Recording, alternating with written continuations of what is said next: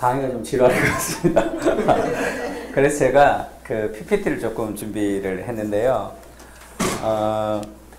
제가 그 팀 켈러를 잃는 죽음이다에 파트를 3개를 썼습니다. 하나는 연합에 대해서, 그리고 변증에 대해서, 그리고 일과 영성에 대해서 썼습니다. 연합은 교회를 연합하는 교회의 생태계는 담임 목사님들이 들으셔야 될 것 같고요. 부목사님들이 교회 연합에 대해서 너무 가슴이 뛰면 담임 목사님이 안 해주면 안 되니까, 그래서 젊은 부목사님들이 많이 올 것 같아가지고 연합보다는, 일과 영성은 직장인들, 평신도 직장인들이 좀 들으면 좋을 것 같아가지고 오늘은 젊은 부목사님들이 좀 많이 오지 않을까 해서 제가 변증에 대해서 좀 짧게 좀 나누려고 합니다.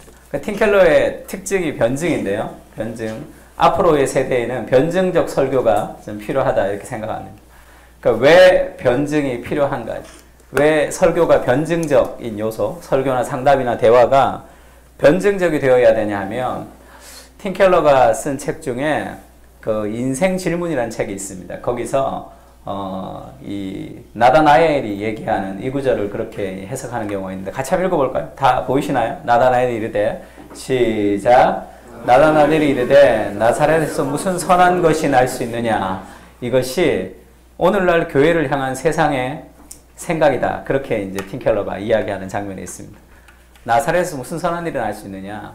그러니까 요즘은 교회를, 사람들이 이전에는 교회를 다니지 않았는데, 교회를 다니진 않지만 교회를 다니는 것을 긍정적으로 생각을 했습니다. 저희 어머니가 예전에 교회를 다니지 않으실 때도 저희 옆집 아이 보고 교회를 다니면 애 발표도 잘하고 착해진다고 교회에 보내라 이런 얘기를 했어요. 요즘엔 교회를 적대적으로 생각하는 분위기가 많은 거죠. 그러니까 반기독교적인 정서들이 많습니다. 그래서 다원지 사회에서 복음이라는 레슬리 위기긴의 책이 있는데, 레슬리 위기기는 인도에서, 영국에서 부흥의 시대에 인도 선교로 갔다가 다시 영국으로 돌아왔더니 영국이 이제 기독교가 이렇게 사양길에 접어드는 그 상황에 다시 돌아와서 자기가 인도에 갔을 때와 다시 돌아왔을 때 영국의 상황이 좀 비슷하다 해서 다원주의 사회에서 복음이라는 책을 썼습니다. 여기서 사회와 문화와 제도가 바뀌어버렸다는 거죠. 사람들은 더 이상 성경을 진리라고 생각하지 않는 시대를 살아가고 있는데 교회는 적응을 못했다는 거죠. 선교지인데 이미 교회가 적응을 하지 못해서 그들은 계속해서 신자 개인적인 삶을 위한 내적 활동들, 성경 공부와 기도에 초점을 맞추면서 사람들을 훈련하고 있었다. 정치, 예술, 사회 등 공공 영역에서 세속 사회에서 그리스도인으로서 정체성을 갖고 살아가도록 훈련하지 못했다는 거죠. 그래서 오늘날의 한국교회도 저는 비슷하다고 생각하는데, 만약에 한국교회가 굉장히 사양길로 접어들게 되면 그것은 성경을 잘 몰라서가 아니라 문화를 잘 몰라서겠죠. 지금도 여러 가지 이 교회가 복음을 몰라서, 우리가 이 전도를 몰라서가 아니라 문화적인 이해가 좀 부족할 때 그것이 무례한 기독교도 될 수도 있다 이렇게 생각합니다. 그래서 레슬리 유비겐이 서양 교회들이 해야 할 선교적 사명, 그건 먼저 복음을 선포하는 것이 아니라 그들 속에 있는 복음을 방해하는 장애물 먼저 해체를 해야 된다는 거죠. 그것이 계몽주의적 시도의 허망함을 보여주는 것이다. 인간 이성이 진리를 파악하기 때문에 성경을 거부하고 싶은 마음이 있죠. 그 장애물을 먼저 치워줘야지 복음을 더 분명하게 선포할 수 있다. 그 얘기를 했습니다. 그래서 사람들이 일반적으로 가지고 있는 생각, 그거를 이제 문화적 서사 이렇게도 번역하고 문화 내러티브 이렇게도 번역합니다. 그러니까 쉽게 얘기하면 성경하고는 다르지만 일반 사람들이 진리처럼 생각하고 있는 것, 그런 것들이 다 문화적 내러티브죠. 그것의 모순을 먼저 드러내줘야지 복음을 더 잘 전달받을 수 있다 해서 팀 켈러는 변증을 굉장히 강조하는데, 그것은 그들의 가지고 있는, 기독교는 편협해라고 생각하고 있는 사람에게 기독교가 편협하지 않는 것을 계속 설명해도 그것은 효과가 별로 없습니다. 성령께서 강력하게 역사하시면 가능하겠지만 그것은 굉장히 어려운 일이고, 기독교가 편협하다는 그 생각 자체의 모순을 드러내줘야지 복음을 더 받아들이기가 쉽다는 거죠. 그래서 팀 켈러의 설교에서도 세속 문화의 내러티브들을 평가하면서 동시에 도전하는 방식으로 성경을 가르치는 것을 배워야 된다 이렇게 얘기했습니다. 그래서 이 베리타스 포럼이라고 미국의 그 하버드나 예일이나 이런 데서 믿지 않는 사람들과 함께 이 포럼하는 그런 대화의 장이 있죠. 팀 켈러가 지금 이 무신론자 교수님의 질문을 대답하는 그런 경향들이 있습니다. 마틴 로이드 존스 목사님이 그런 얘기 한번 했죠. TV 토론에 나와서 무신론자들과 토론하자 했을 때 로이드 존스 목사님이 노했죠. 복음은 설득하는 게 아니다. 복음은 선포다. 그렇게 얘기했습니다. 그래서 그런 것과 일체 복음은 그런 방식으로 되는 것이 아니다. 이렇게 얘기해서 그건 그 시대에는 맞았죠. 팀 켈러는 조금 다른 방식. 그럼 팀 켈러는 지금 이렇게 변증을 통해서 사람들이 복음을 듣고 복음을 깨닫는다라고 얘기하진 않아요. 그러나 이런 변증의 방식을 통해서 그들이 가지고 있는 생각의 모순을 드러내 줄 수는 있다는 거죠. 복음을 전하기 전까지 사람들을 인도하는 방식으로 지금 믿지 않는 사람들과 많은 대화를 합니다. 여기에는 전제가 있는데 성경을 믿는 것이 이 세상을 가장 더 합리적으로 살아갈 수 있는, 더 많이 설명할 수 있다는 거죠. 성경을 믿지 않는 사람들은 모순을 가지고 있습니다. 그걸 드러내 주는 거죠. 기독교는 편협하지 않는가 이렇게 얘기했습니다. 기독교 편협하다. 왜 편협하다고 하냐면 기독교만 진리라고 얘기하니까 기독교는 편협하다 이렇게 얘기하죠. 근데 팀 켈러 그렇게 얘기하죠. 지금 여기 마이크가 있습니다 하는 건 이건 진리죠. 이건 사실입니다. 지구는 자전하고 공전한다. 그런데 우리가 알 수는 없지만 경험적으로 과학적인 진리이기 때문에 그것은 사실이라고 믿죠. 근데 사람들이 가지고 있는 세계관은 다 과학적으로 검증하지 못하는 거죠. 그러니까 쉽게 얘기하면 기독교는 편협해라는 생각도 검증하지 못하는 믿음이고 기독교는 편협하지 않다라고 생각하는 것도 둘 다 믿음이죠. 그러니까 우리가 성경의 하나님이 진리다라는 것도 어떤 가장 베이스에는 믿음이 있습니다. 성경의 하나님은 진리가 아니야라는 것도 신앙이죠. 믿음이 있는 거예요. 그건 증명할 수 없습니다. 그래서 뭐 이성과 종교 하면 종교는 좀 증명할 수 없고 이성은 증명할 수 있는 것 같지만 그렇지도 않죠. 이성이라는 건 생각하는 도구일 뿐이니까. 그러니까 모든 사람에게는 전제가 있다는 거죠. 그가 어떤 주장을 하게 되면 그 주장에 근거가 있는 전제가 있는데 성경이 아닌 모든 전제들은 다 모순이 있다는 그것을 인식하고 대화를 하고 있습니다. 기독교는 편협하다 이렇게 얘기하죠. 근데 우리 기독교도 전제가 있는데 기독교는 두 가지 전제가 있죠. 첫 번째는 하나님이 계시다라는 전제가 있어요. 하나님이 계셔야 됩니다. 그거는 증명할 수 없어요. 피조물이 창조주를 증명할 수 없죠. 하나님이 계신 것을 믿는 거예요. 근데 거기 계시기만 하면 우리가 알 수 없죠. 타락한 인간이. 거기서 하나님 우리에게 알 수 있도록 계시해 주시죠. 그래서 하나님은 거기 계시고 거기 계시면서 우리에게 말씀하시는 하나님이라는 두 가지 전제. 그것을 이 코넬리우스 반틸에게 배웠던 셰퍼가 쓴 책이 거기 계신다 하나님은. 거기서 우리에게 말씀하신다라는 것을 전제해요. 거기서 하나님 우리에게 말씀하시는 게 뭐냐면 성경이죠. 그러니까 우리는 성경을 베이스로 해서 사고하고 대화하는 것이고 믿지 않는 사람들은 그 베이스가 아무것도 없다는 거죠. 태어날 때부터 기독교는 편협하다고 생각하고 태어나는 사람은 없죠. 그러면 기독교가 편협하다는 것은 언제 어디에서 어떻게 만들어진 생각인지 그 사람들 잘 모릅니다. 그것을 설교자가 그것까지 알려줘야 되는 거죠. 당신이 그런 생각하고 있는 것은 이런 이유 때문이다라고 그 모순을 드러내주는 겁니다. 그것을 이제 믿음의 도약이라고 이렇게 얘기하는데요. 그러니까 모든 신념이나 세계관 속에는 어떤 믿음이 뿌리가 내려져 있는 거죠. 기독교는 편협하다라고 이렇게 얘기하는 사람, 기독교는 편협하다 이렇게 얘기하는 사람에게 근거, 한꺼풀 더 들어가서 근거가 뭐냐면 진리는 하나가 아니다라는 것을 믿고 있는 거죠. 어떻게 진리가 하나일 수 있어요? 진리가 하나라고 믿으면 기독교의 하나님을 믿을 수도 있겠죠. 기독교는 편협해라고 얘기하는 것은 진리는 하나가 아니야. 진리는 여러 개야. 그것을 믿고 있는 거죠. 기독교는 어떻게 얘기합니까? 진리는 하나다라는 것을 믿는 거예요. 그 베이스는 성경이고 그러면 진리가 하나가 아니다라고 믿는 사람들은 베이스가 없는 거죠. 왜 진리가 하나가 아닌지는 모릅니다. 그냥 그게 공리예요. 문화적 내러티브. 기독교는 편협해. 왜? 자기 종교만 맞다고 생각하니까. 그렇게 생각하는 거죠. 그러면 기독교는 편협하지 않다고 팀 켈러가 설득하는 것이 아니라 맞다. 네 생각 말대로 기독교는 편협하다. 왜냐하면 우리 종교가 내가 믿는 신앙이 가장 진리라고 생각하기 때문에 네가 믿는 신앙보다 우월하다고 생각하기 때문에 편협하다. 그러면 너도 편협하다. 너도 기독교가 편협하다고 얘기하는 이유가 뭐냐면 자기가 가진 종교관이 기독교보다 더 우월하다고 생각하니까 그렇게 얘기하는 거죠. 기독교는 편협해라고 얘기하는 것은 내가 가진 종교관이 기독교보다 더 우월하다고 생각하니까 기독교가 잘못됐다고 얘기하는 거죠. 그러면 그 전제를 까보는 거죠. 그러면 너는 진리가 하나가 아니라고 믿냐? 나는 진리가 하나라고 믿는다. 그러면 진리가 하나가 아니라고 하는 근거가 어디서 왔냐? 태어나면서부터냐? 아니면 어디서 배웠냐? 아니면 책을 봤냐? 어떤 자기가 알지도 못해요. 하지만 문화적 내러티브로 형성된 거. 한꺼풀만 벗겨보면 전혀 논리적으로 설득력이 없는 우리는 근거가 성경에 있습니다. 그러면 쉽게 얘기하면 너도 편협하고 나도 편협한 거죠. 기독교만 편협한 게 아니라 둘 다 편협한 거죠. 자기의 종교관이 더 우월하다고 생각하니까. 그러면 편협하다는 것은 나의 종교관이 우월하고 나의 종교관이 맞다라는 것을 주장하는 것으로 편협할 수는 없는 거죠. 그러니까 그러면 정말 편협한 게 무엇이냐면 내가 가진 종교관이 맞다라고 주장하는 것이 편협한 게 아니라 그것이 맞기 때문에 상대방을 향해서 질책을 하거나 상대방을 비난하거나 상대방을 욕하거나 폭력을 행사하거나 그것이 굉장히 편협한 것이다. 그래서 내가 갖고 있는 종교관이 진리라고 주장하는 것 자체가 편협한 것이 아니라 그것으로 상대방을 어떻게 대하는가가 편협한 거죠.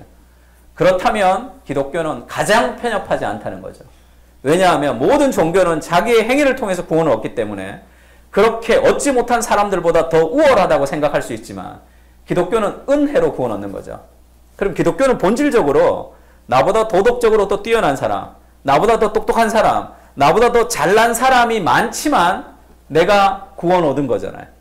은혜로 구원을 얻었기 때문에 기독교는 본질적으로 나보다 윤리적으로 도덕적으로 더 뛰어난 사람이 있다. 구원받지 않은 사람 중에 그것을 전제하기 때문에 기독교는 모든 관계에서 다 겸손할 수밖에 없다는 거죠. 다른 사람을 공격하거나 비판하거나 다른 사람에게 무례하게 할 수 없는 거죠. 왜냐하면 은혜로 구원을 얻었기 때문에. 그래서 팀켈러가 리디머를 해석하면서 제일 큰 실수가 뭐냐? 우리는 뉴욕을 축복하고 우리는 뉴욕을 도우러 왔다라는 그 생각이 잘못됐다는 것을 알았다는 거죠. 우리는 뉴욕으로부터 배워야 된다. 우리는 뉴욕으로부터 배워야 되고 그 겸손함이죠.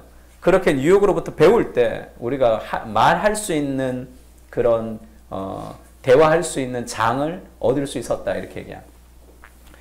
그러니까 이런 이 부딪힘, 그러니까 공리, 문화적 내러티브에 대해서 변증을 통해서 그 사람이 가지고 있는 생각을 흔들어줘야지 복음을 전하기가 쉬운 거죠.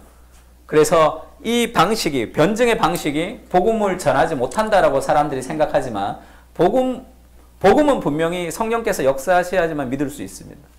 그러나 그것을 더 효과적으로 하기 위해서 사람들이 가지고 있었던 생각을 흔들어 줄 수 있는 거예요. 그것이 변증적 작업입니다. 지금은 적대적인 기독교를 반대하는 사람들이 많기 때문에 기독교를 반대하는 사람들의 생각 속에 있는 장애물을 이렇게 제거해 주는 것, 그것이 변증이죠. 그러니까 그 요소들이 반드시 앞으로의 세대에는 필요하다고 생각합니다. 이게 코넬리우스 반틸이 이제 주장했던 전제주의 변증을 팀켈러는 한 단계 더 업그레이드 시켰다고 생각합니다. 그러니까 우리는 이 하나님과 더불어 하나님과 연결되어서 생각하지만 믿지 않는 사람들, 넌크리스찬들은 그냥 자기가 생각하기 때문에 모순이 존재할 수밖에 없는 거죠. 하나님이 만드신 세상을 하나님의 방식이 아니기 때문에. 그래서 Make Sense of God이라는 답이 되는 기독교라는 책이 기독교 변증에 대한 책이죠. 그래서 팀켈러는 이것을 통해서 사람들을 구원시키거나 이것을 통해서 사람들이 예수님을 믿는다라고 생각하진 않지만 Make Sense of God, 하나님이 더 말이 되는 거죠. 그래서 믿지 않을 때보다 믿을 때 인생과 세상에 대해서 더 합리적인 거죠. 그래서 편견을 없애고 합리성과 합리성으로 딱 붙여놓으면 기독교는 훨씬 더 합리적이고 기독교 성경이 아닌 일반 사람들의 문화적 내러티브는 모순이 다 드러나게 되어 있습니다. 그것을 발견해 주는 거죠. 그러니까 문화 내러티브 속에 있는 모순을 발견하는 것. 그것이 팀켈러가 전달하는 변증의 굉장히 중요한 수단입니다. 저도 그런 얘기를 한번 들었는데 저희 연세대학교인데 이 촬영이 되나요? 네. 이 모 대학교인데요. 모 대학교 이렇게 모모 학과를 다니는 저희 교회 자매가 둘이 있었는데 와서 그렇게 얘기했어요. 목사님, 우리는 학교에서 전도를 못할 것 같아요. 이렇게 얘기했어요. 왜 전도를 못할 것 같냐? 그래서 교수님이 수업 시간에 이렇게 얘기했다는 거예요. 포스트 모던 시대에 종교를 강요하는 것은 폭력을 행사하는 것과 같다. 이렇게 얘기를 했다는 거예요. 그러니까 전도하려고 그러면 친구들이 야, 폭력 행사하지 마. 폭력 행사하지 마. 이래서 전도를 못 하겠다는 거예요. 그래서 제가 그렇게 얘기했습니다. 술집 아저씨가 술 먹고 얘기한 거면 괜찮은데 그것을 교수님이 얘기한 것 치고는 너무 무식하다. 포스트 모던 시대에 종교를 강요하는 것이 폭력을 행사하는 것이다. 이 말에 그럼 그 교수님이 생각하는 포스트 모던이라는 것은 절대 진리가 없는 시대라는 거죠. 절대 진리가 없는 시대에 절대 진리를 강조하는 것은 그것은 폭력을 행사하는 것과 같다. 이게 그 교수님이 말하는 포스트 모던의 정의겠죠. 그러면 절대 진리가 없는 포스트 모던 시대에 종교를 강요하는 것은 폭력을 행사한 것 같다라는 절대 진리를 본인도 얘기하면 안 되죠. 절대 진리가 없는데 어떻게 본인은 종교를 강요하는 것은 폭력과 같다! 이런 명제를 얘기할 수가 없죠. 그 자체가 절대 진리가 돼버리니까. 그러면 정말 포스트 모던적으로 생각하려면 종교를 강요하는 것도 진리고 종교를 강요하지 않은 것도 진리다라고 얘기해야 포스트 모던적인데 그렇게 얘기하면 모순이 생기죠. 진리가 하나인 것도 진리고 진리가 여러 개인 것도 진리다라고 얘기하니까 그래서 포스트 모던이 가지는 제일 큰 문제가 뭐냐면 포스트 모던의 정의를 절대 진리가 없다라고 정의를 내리게 되면 포스트 모던인 시대는 절대 진리가 없는 시대다라고 말해버리면 안 되죠. 그럼 절대 진리가 되잖아요. 그러니까 절대 진리가 없는 것을 포스트 모던이라고 생각하면 포스트 모던은 아무 말도 못해야 되는 거예요. 절대 진리가 없는 게 포스트 모던이야 라고 하면 안 되는 거죠. 그럼 포스트 모던의 정의와 맞물리니까. 그래서 포스트 모던 시대라는 것은 다 혼동의 시대죠. 어떤 것도 대답할 수 없는 시대가 되는 거죠. 그러니까 자체적인 모순을 안고 있는 시대가 됐습니다. 이성을 버리면서 이전에는 종교가 하나님이었고 잘못된 종교죠. 성경이 아니라. 그 다음에 이성의 시대. 그래서 이 이성의 시대에 허망함을 드러내줘야 된다 이렇게 얘기했는데 이제는 이성도 주인이 아니고 종교도 주인이 아니고 무주공산이죠. 아무나 주인이기 때문에 뭐 포스트 모던은 여기 끼워도 저기 끼워도 다 되는 그런 절대 혼돈의 시대가 됐습니다. 그래서 사람들의 생각이나 문화적 내러티브는 이 시대는 훨씬 더 모순적인 생각이 훨씬 더 많습니다. 그것을 하나하나 드러내주는 거죠. 그것을 잘 정의하는 책이 답이 되는 기독교라는 책과 그 다음에 하나님을 말하다라는 두 가지 책. 그 책은 굉장히 우리가 좀 공부해 볼 만한 책이라 생각합니다. 그래서 그것을 이제 어떻게 전달하느냐를 이제 변증을 전달할 때도 팀 켈러는 문화 속으로 들어가고 문화와 맞서고 복음으로 초대하기라는 이 세 단계를 가지고 얘기합니다. 코넬리우스 반틸이 그 전제주의 변증을 얘기했지만 반틸은 어떤 문제가 좀 있었냐면 사람이 좀 싸나웠어요. 그래서 반틸은 막 싸우는데 힘을 많이 썼습니다. 그래서 지금도 반틸의 후계자라는 사람들이 칼럼 같은 걸 쓰는 걸 보면 다 싸우죠. 공격적이에요. 막 싸우는 거. 그래서 반틸이 셰퍼랑도 사이가 안 좋았죠. 셰퍼랑도 사이가 안 좋아서 그 전기를 보면 그 교회를 썼던 그 에드먼드 클라우니가 그 총장을 할 때 이 두 사람을 이제 사이를 이제 화해시키려고 그 사무실에 이렇게 앉아서 차를 줬대요. 그러면 둘 다 한마디도 안 했다. 그리고 이제 헤어졌다는 그런 전설 같은 얘기를 제가 들었는데 그래서 반틸은 굉장히 싸나웠는데 이 팀 켈러는 그것을 은혜로 소화한 변증이죠. 그래서 전제주의 변증을 얘기하지만 팀 켈러는 반틸을 많이 얘기하지 않고 하비콘 교수님에게 또 변증을 배웠기 때문에 조금 더 반틸의 어떤 나쁜 면을 조금 더 보완했다고 할까요? 좀 저는 그렇게 생각합니다. 그래서 문화 속으로 들어가기라는 것은 존중과 공감이죠. 존중과 공감이 없으면 그것은 대화가 될 수 없습니다. 기독교는 근본 겸손이니까 존중과 공감. 그리고 나서 존중과 공감만 하면 문화가 세상과 똑같아지는 거니까 그 다음에 그것에 기독교적인 진리로 반대해야 되겠죠. 그리고 나서 복음으로 초대하는 방식으로 이야기합니다. 간단하게 얘기하면 고린도전서 1장 18절에 그렇게 얘기하죠. 십자가의 도가 멸망하는 자들에게는 미련한 것이요 구원을 받는 우리에게는 하나님의 능력이다. 유대인은 표적을 구하고 헬라인은 지혜를 찾으나 유대인은 표적을 구하죠. 그 표적을 통해서 그래서 유대인은 힘과 능력을 구합니다. 이 로마로부터 구원할 그 힘, 구원할 메시아, 능력의 메시아를 구하는 거죠. 헬라인은 지혜를 찾습니다. 그것이 그들에게 있어서의 우상이기도 하고 그들이 추구하는 삶의 목적이기도 하죠. 요즘 같으면 성공과 돈이라고 얘기할 수도 있겠죠.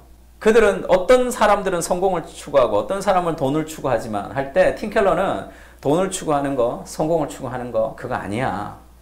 그건 안 돼. 이렇게 얘기하지 않는 거죠. 그러면 문화적 공감이 아닌 거니까. 유대인이 표적을 찾고 헬라인이 지혜를 찾는 것은 궁극적으로는 어떤 행복을 찾는 거죠. 영혼의 갈망. 결국 하나님을 찾는 겁니다. 그래서 그 찾는다는 행위 자체를 긍정해줘요. 너희가 성공을 찾고 너희가 돈을 찾지만 너희가 정말 성공을 통해서 얻고 싶어하는 그 무엇 그리고 돈을 통해서 얻고 싶어하는 그 무엇이 있는 거죠. 그냥 돈만 많은 게 아니라 돈을 통해서 얻고 싶어하는 그 행복 그것은 돈이 줄 수 있는 것이 아니라 복음이 주는 거죠. 그리스도 안에 있는 거죠. 그 참된 행복이. 그러니까 그들의 추구를 초장부터 잘못됐다고 얘기하지 않아요. 그것을 다 받아들입니다.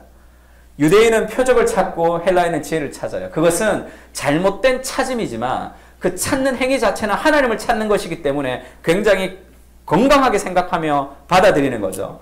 그러나 우리는 십자가에 못 박힌 그리스도를 전하니 유대인에게는 꺼리는 것이고 이방인에게는 미련한 것입니다. 이 대적하는 거죠. 그들을 긍정하고 그것이 그 방식으로는 너희가 원하는 그것을 찾을 수 없다라고 얘기하고 마지막에 그렇게 얘기하죠. 오직 부르심을 받은 자들에게는 유대인이나 헬라인이나 그리스도는 하나님의 능력이요 하나님의 지혜다. 유대인은 표적을 찾습니다. 헬라인은 지혜를 찾습니다. 그러나 궁극적으로 그들이 찾는 참된 능력과 지혜는 그것으로는 해결할 수 없는 것이다 라고 얘기하고 너희가 찾는 참된 능력과 참된 지혜가 그리스도 안에 있다. 그것을 얘기해 주는 거죠. 세상을 추구하지 말고 복음을 추구하면서 다 버리고 눈물로 따라오라는 것이 아니라 그 사람들이 궁극적으로 찾는 세상을 향한 그런 삶의 갈망 그것이 그리스도 안에서 해결될 수 있다는 거죠. 사마리아 여자가 남편이 5 있었지만 그 남편 5이 있는 그 갈망 자체는 하나님을 찾는 거죠. 이 물을 먹는 자마다 목마르지만 복음이 이제는 그것을 완전한 해결책으로 제시하는 긍정하고 그 다음에 도전하고 그 다음에 복음으로 초대하는 상황까지 그렇게 만들어줍니다. 그래서 문화 속에 들어가서 문화의 우상들에게 맞선 다음에는 사도 바울이 했던 것처럼 청중들이 궁극적으로 찾던 것이 그리스도임을 제시해야 되는 거죠. 이게 복음의 적용입니다. 우리가 조심스럽게 문화 속에 들어간다면 이렇게 발언할 권한을 얻게 된다. 긍정하면 발언할 권한을 얻게 되는 거죠. 그렇게 문화의 신념 체계와 맞서게 된다면 청중들은 토대가 흔들리는 느낌을 갖게 된다. 토대의 모순을 드러내주는 거니까. 그리고 마지막에 그들이 찾던 것이 오직 그리스도 안에서만 발견된다는 것을 보여줌으로써 그들을 위로하면 된다. 달리 말해 그들의 삶의 이야기가 예수님 안에서만 해피엔딩이 될 수 있음을 보이는 것이다. 우리는 문화의 이야기를 예수님 안에서 새로 말해줘야 된다. 이것이 기독교 변증에 있어서 굉장히 중요한 삶의 결론이죠. 그래서 팀켈러의 결혼을 말한다. 그런 예가 있습니다. 오늘날의 결혼관이 뭐냐면 로맨스를 추구하는 거죠. 동거 문화. 나는 혼인신고 같은 종이 쪼가리 다 필요 없어. 나는 그것이 우리의 사랑을 지켜준다고 생각하지 않아. 나는 사랑이 더 중요해. 종이 쪼가리 같은 서약이 아니라. 그건 우리를 구속한다고 생각하죠. 그러면 오늘날의 문화 속에 있는 내러티브는 감정적 로맨스를 가장 높은 데 위치해 두는 거죠. 감정적 로맨스. 그것이 더 중요하다고 생각하는 거죠. 헌신, 언약, 구속 이런 것은 다 필요 없다. 우리 자유를 방해하는 거니까. 그러니까 동거 문화가 훨씬 더 좋다 이렇게 얘기합니다. 그러면 결국 망해. 언약이 더 좋아 이렇게 설교하지 않아요. 그렇게 단편적으로 설교하지 않습니다. 그들이 그렇게 로맨스를 찾는 것, 그것은 궁극적으로 하나님을 찾는 거죠. 그러면서 다양한 일반 서적들을 통해서 그렇게 찾는 로맨스를 찾는 결혼 생활이 여러 가지 이렇게 문제점이 있다는 것으로 지적합니다. 그러면서 마지막에 결론이 성경이 말하는 결론의 이 언약을 얘기하면서 그렇게 얘기하죠. 너네가 찾던 동거는 이렇게 나쁜 결과가 있지만 언약의 결혼은 이렇게 좋은 결과가 있다. 그렇게 얘기하지 않습니다. 너희가 정말로 찾던 그 로맨스, 그렇게 꿈꾸던 그 감정적 로맨스의 그 절정은 동거에서는 찾을 수 없는 거죠. 동거는 잘 보여야 되니까 서로.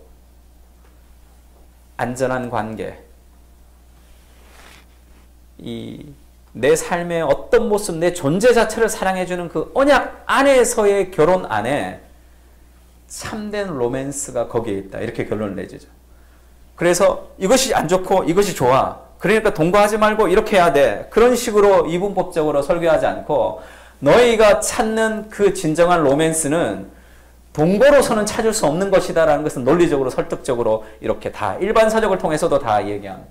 그러면서 마지막에 성경이 말하는 결혼, 그 안에 너희가 정말로 궁극적으로 찾는 그 로맨스가 그 속에서만 발견될 수 있다라는 결론을 내린 거죠.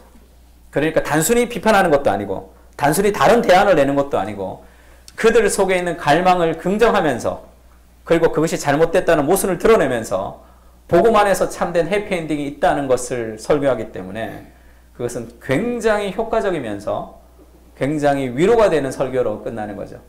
너 동거하니까 뭐 문제가 있다라든지 회개하라든지 그렇게 되지 않고 자연스럽게 그 삶의 우상 숭배를 회개하며 복음의 적용을 가지고 살게 되는 그것이 팀켈러 설교의 굉장히 강점이 아닌가 이렇게 생각합니다. 그래서 저는 팀켈러의 설교를 볼 때 적용 부분을 굉장히 중요하게 좀 보시면 좋겠다 그런 얘기를 좀 하고 싶은데요.